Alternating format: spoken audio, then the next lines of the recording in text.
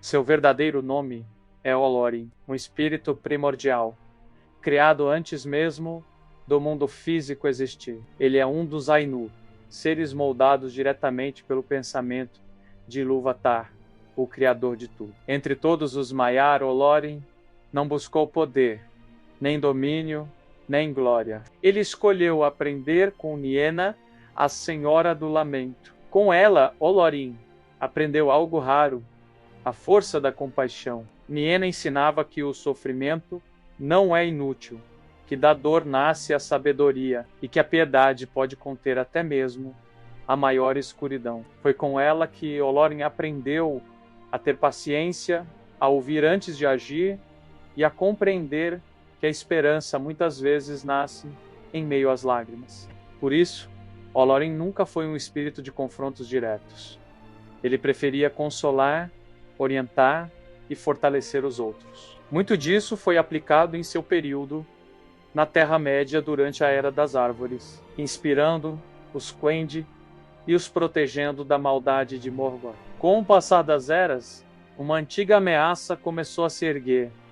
Aquele que já foi braço direito de Morgoth. Seu nome é Sauron. Após sua derrota na Guerra da Última Aliança, ele retornava para dominar a Terra-média mais uma vez. Diante disso, os Valar tomaram uma decisão crucial. 5 emissários seriam enviados ao mundo, não como reis, não como deuses, mas como guias. Esses seres ficaram conhecidos como Stari. Quando Olorin foi chamado, ele hesitou. Disse que tinha medo de Sauron, que não se sentia digno da missão. Mas foi exatamente por isso que ele foi escolhido. Ao chegar aos Portos Cinzentos, cerca de 1000 anos após o início da Terceira Era, ele parecia o mais humilde dos magos, velho, apoiado em um cajado vestido de cinza.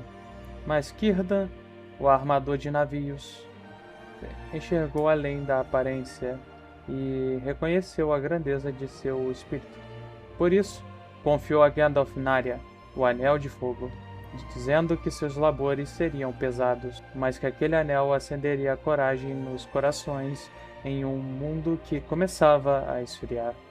Durante séculos, Gandalf percorreu a Terra-média observando, aconselhando e reunindo conhecimento. Em 2063 da Terceira Era, algo inquietante chamou sua atenção. Uma força sombria havia surgido em Dol Guldur.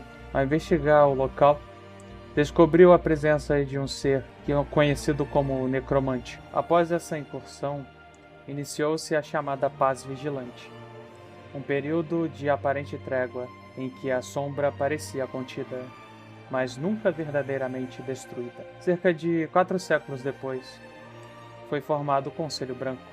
Galadriel desejava que Gandalf liderasse o conselho, reconhecendo sua sabedoria, paciência e visão além da sede por poder. Ainda assim, a liderança foi entregue a Saruman, o Branco.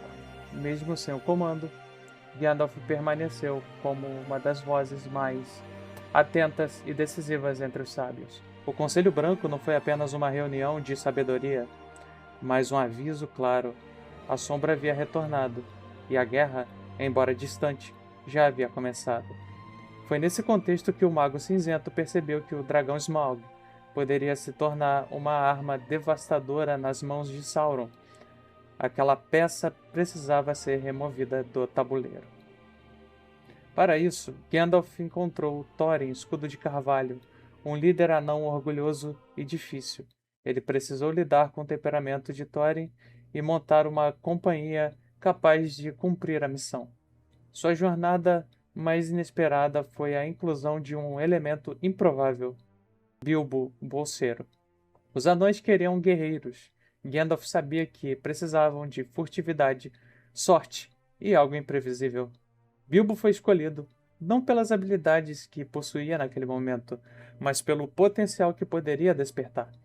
A jornada em O Hobbit não foi apenas uma busca por um tesouro perdido, mas uma manobra estratégica de Gandalf para enfraquecer o inimigo antes do conflito final.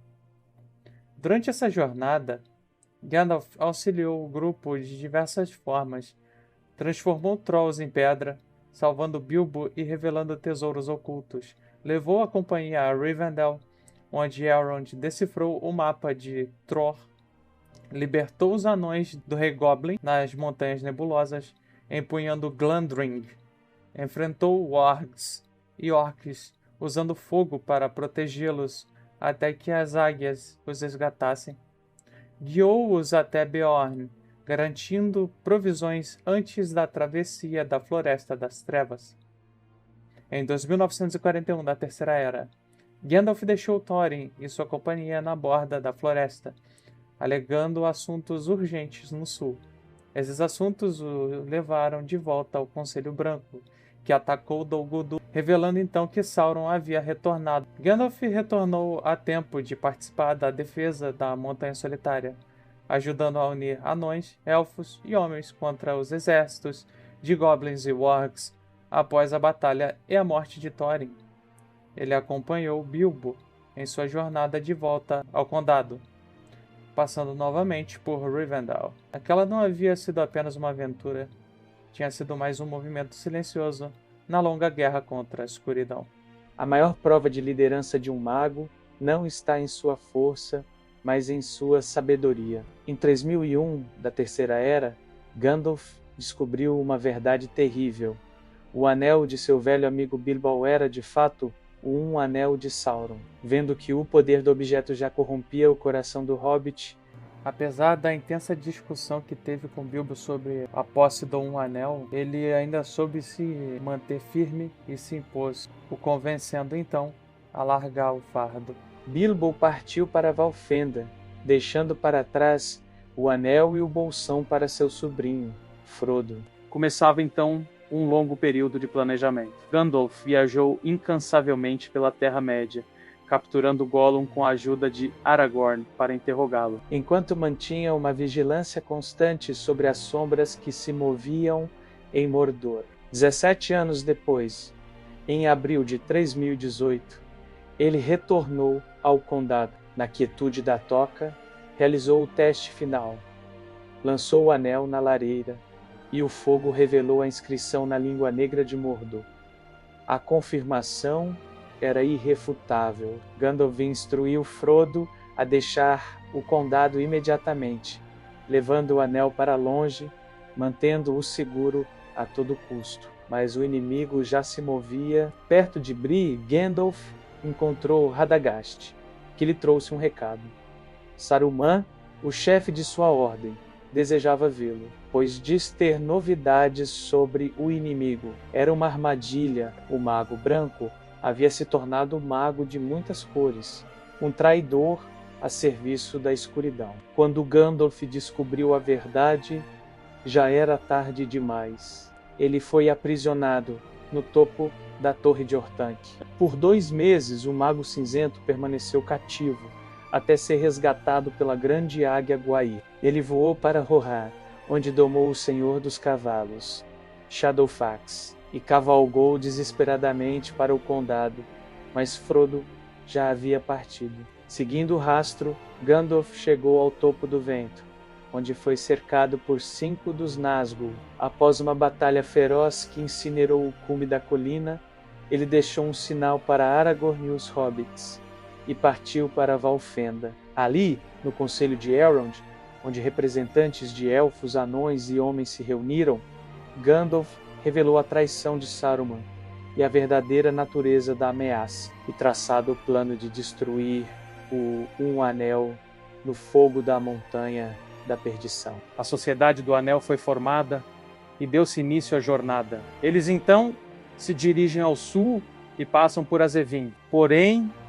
quando chegaram em Caradhras, a passagem foi barrada por neve intensa, devido a alguma intervenção maligna proveniente da montanha. Aos pés das Montanhas Sombrias, o grupo debateu bastante sobre o caminho a ser tomado. Porém, ao serem atacados por wargs, eles tomaram uma decisão fatídica. Um caminho que o próprio Gandalf estava disposto a arriscar, descer à escuridão de Moria, pois havia um mal antigo lá, onde seu maior teste o aguardava. Além do Vigia do Lago, além dos orques, além do Troll, ele enfrentou um Balrog uma criatura de fogo e sombra, tão antiga quanto ele próprio, e ordenou aos outros que fugissem. A batalha não foi apenas física, foi espiritual. Gandalf caiu junto da criatura, e depois de dias de peleja, no topo de Zirak-Sigil, ele morreu junto de seu inimigo. Mas sua missão ainda não havia terminado. Ele retornou, não mais como Gandalf, o cinzento, mas como Gandalf, o branco. E após ser levado por Gwaihir a Lothlórien, onde terminou de se recuperar, ele parte de lá, não apenas como guia, mas como liderança mais direta. Formou alianças com o Barbárvore e os Ents, que viriam a ser os responsáveis pela derrota de Saruman, ajudando nos combates que viriam e na libertação de Rohan, da influência de Grima e de Saruman. Salvou o dia, reunindo exército na Batalha do Abismo de Helm. Defendeu a cidade de Minas Tirith contra quaisquer ameaças, até mesmo contra o Rei Bruxo de Angmar. Lutou ao lado de Aragorn e seus amigos a fim de ganhar tempo para Sam e Frodo, enquanto Sauron ficava focado nessa batalha. Resultando na vitória da Guerra do Anel, coroou Aragorn como Rei de Gondor, e por fim partiu para as Terras Imortais com Galadriel, Elrond, Frodo e Bilbo. Hoje aprendemos com Gandalf que liderança não é domínio, mas serviço. Não é mandar, é inspirar. Agradeço aos que assistiram até aqui este vídeo. Eis o meu recado para vocês. Se você se interessa por liderança, gestão e estratégia, inspiradas em grandes narrativas como O Senhor dos Anéis, existe um material que conecta essas ideias ao mundo real. Um conteúdo que transforma histórias épicas em lições práticas de gestão e liderança. E ele está saindo por apenas R$20, podendo ser parcelado em 2 vezes de R$10. O link está na descrição ou pode ser acessado pelo QR Code na tela. Vale a pena conhecer.